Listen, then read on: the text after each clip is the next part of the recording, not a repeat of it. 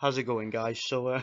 Joe Smith Jr. destroys Bernard Hopkins with a seventh round knockout, knocking Bernard Hopkins through the ropes with a tremendous combination. Bernard Hopkins, you know what he's all about. He's done this before. He goes through the ropes and he, tries to pull a fast one and get himself a disqualification or a no contest.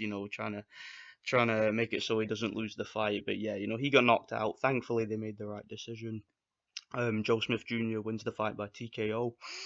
Um, yeah, very good performance. He dominated the fight from the opening bell. It was hilarious to me listening to the Box Nation commentary trying to give rounds to Bernard Hopkins. Every time Joe Smith Jr. would have Hopkins on the ropes and he would unload with a combination and they would be like, "Oh, what great defense from Hopkins," while he's getting hit with 3 or 4 punches in a row.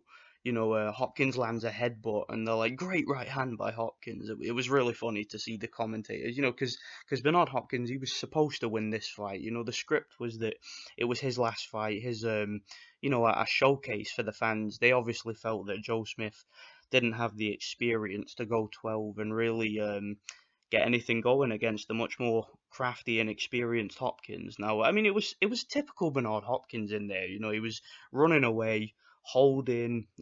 He split um, Joe Smith Jr.'s eye with a headbutt in the second round. Joe Smith Jr. was going at him, and Bernard Hopkins just dived in with his head and split a cut open above the eye.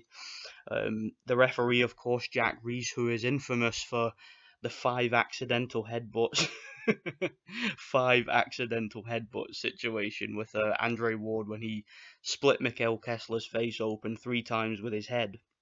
Jack Reese, same referee from that fight that did this one.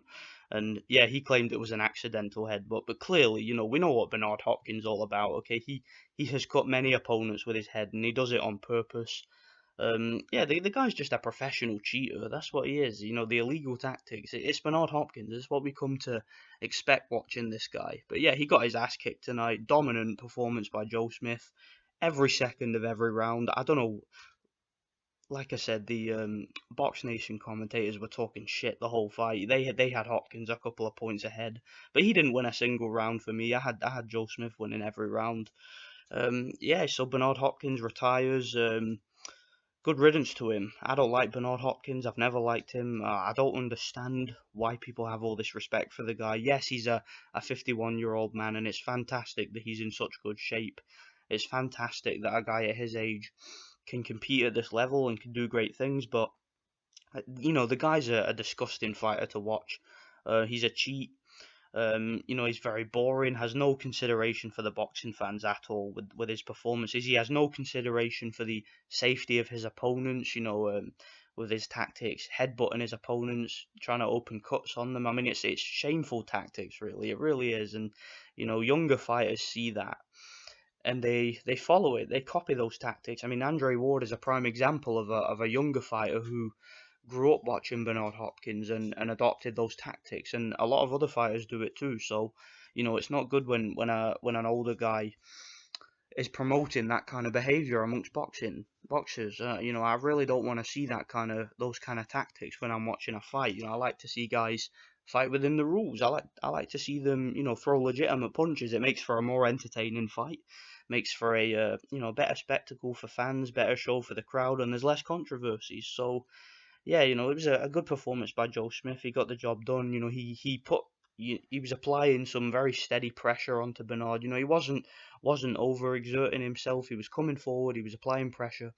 He was throwing heavy shots, but he was setting them up nicely. There was a lot of feints with the left hand before he would throw the right, and some jabs from Joe Smith Jr. His jab was actually a lot better than I expected. I didn't expect him to be so effective with his jab.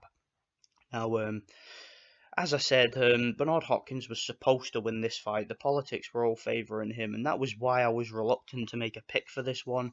But I always felt that Joe Smith would have had a chance if he were to apply pressure the way he did and get inside and work the body, because with Bernard Hopkins' age, he obviously ain't going to have the stamina or the reflexes to really be an elite fighter these days. So I knew that Joe Smith at least had a chance. I didn't think he would be so dominant. I felt that Bernard Hopkins' illegal tactics would would make it a far more competitive fight than it was. It really wasn't competitive, guys. I mean, this is fucking embarrassing, guys. Really. I mean, with all the promotion they did for this fight, I was watching the Box Nation the Box Nation show with this fight, all the stuff there, all the interviews with Hopkins and all the preparation, all the promotion, talking about this is my final fight and you know, a farewell. Everybody was in the arena to say goodbye to Bernard Hopkins, and you know, this was to be his final performance and his final send off, and to go out like that is pretty embarrassing. Yeah, but yeah,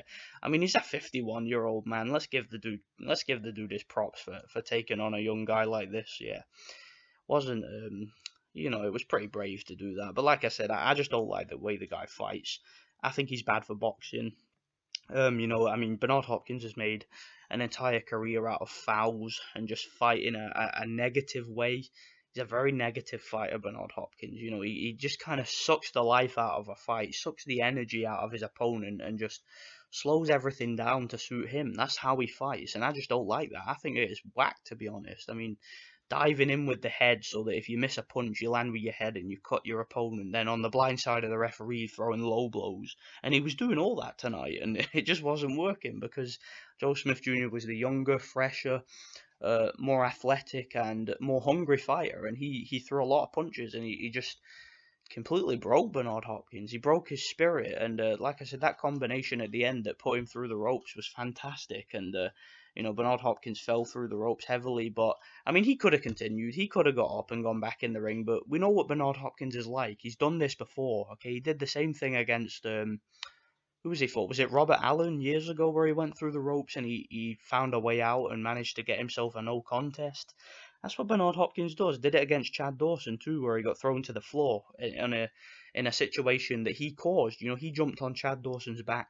Chad Dawson threw him on his fucking face as he had every right to, and Hopkins found a way out and yeah, managed to get himself a no contest. So, guy's a very sly individual. After that performance, he probably won't retire. I don't think there'll be a rematch. I really don't think there's any point. He would get smashed in a rematch. You know, Joe Smith will have learned from that fight, whereas Hopkins is getting older. How much better can he be at 51 years old, really? And by the time the rematch does happen, he'll be 52. So if he does fight again, he'll probably fight some old man. He'll probably fight fucking James Toney or something. I wouldn't be surprised. Or maybe a rubber match against Roy Jones. Or maybe even Steve Collins. He's fucking talking about coming back.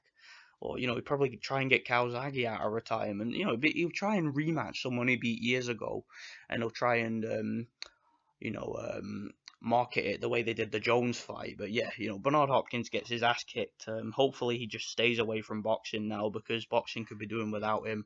As for Joe Smith, to be honest, I don't know where he goes. I mean, you know, he's an interesting addition to the light heavyweight division, but can you really see this guy beating Kovalev or Stevenson or any of those guys? I can't personally. I mean, he beat an old man who'd been out for 2 years. Really doesn't mean much, does it? But yeah, he's an interesting fighter. Let's see where he can go from here.